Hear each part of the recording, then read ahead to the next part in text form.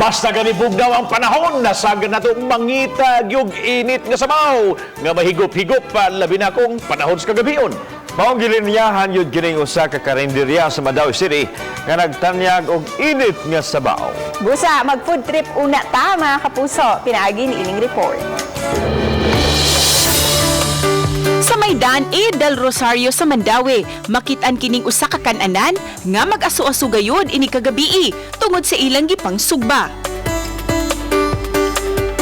Adunay mga sinugmang baboy ug preskong tulingan nga mapalit sa tag 35 ug tag 50 pesos.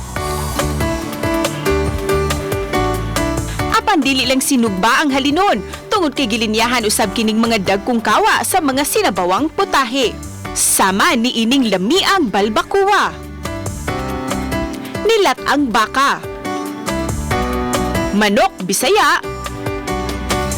Ug syempre ang dinuguan. May pakapin pa nga espesyal nga bami ug afritada. Ang mga putahe mapalit gikan sa 30 ngadto sa 60 pesos matag serving. Matud pa nga sulit na kini nga ipari sa kanon o baka mais nga adunay side dish pang lato aron mas lami ang panihapon. Sama ni Paulo Serafin nga matud pa swakra sa budget ang lamiang dinuguan. Kita man mo din nakalabay mi kagay na nakakita mi nga nagasuaso.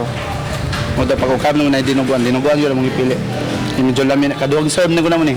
Uban ni Lian Sinkulan ug Cleofer Lumayag, Cecil Kibod Castro, Balitang Bisdak.